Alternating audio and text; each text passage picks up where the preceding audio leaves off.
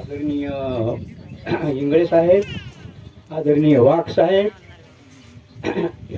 गावचे सरपंच साहेब,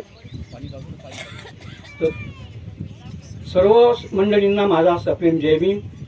आणि मी काही कवी नाही ना गायक नाही, फक्त मला शाळेमध्ये असताना गाणे म्हणण्याचा एक नाद होता। तर मी काही लिहू शकत नाही किंवा मला काही एवढा गायकही नाही फार मोठा, पण मी आपल्यासमोर पहिल्यांदा बाबासाहेबांचं गीत म्हणून दाखवतो आणि नंतर आपला काही कार्यक्रम पार पडल्यानंतर नंतर रमाबाईचे एक दोन गीत म्हणून दाखवणार आहे।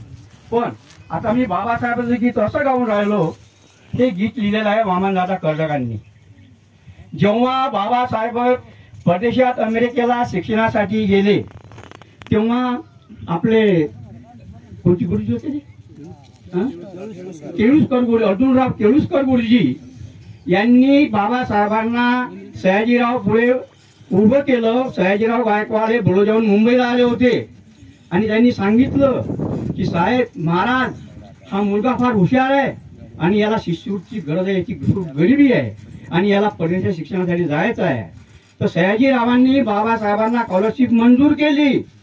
बाबासाहेब परदेशात जाणार, पण सयाजीरावांनी अट घातली होती की भीमराव तुम्हाला तुमची PhD पूर्ण झाल्यानंतर अमेरिकेतून तुम्ही परत आल्यानंतर तुम्हाला माझ्या दरबारामध्ये नोकरी करावी लागणार आहे।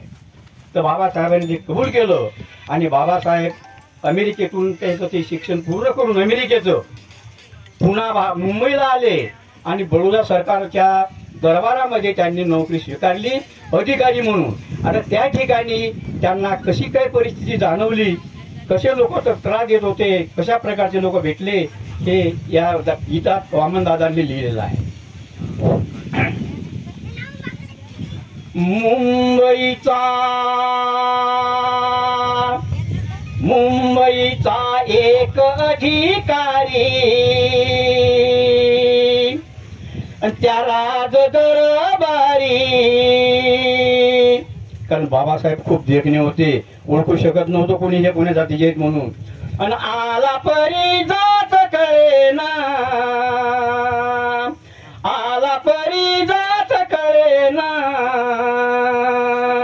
मुंबईचा एक अधिकारी त्या राज दरबारी, आला परी जात कळेना,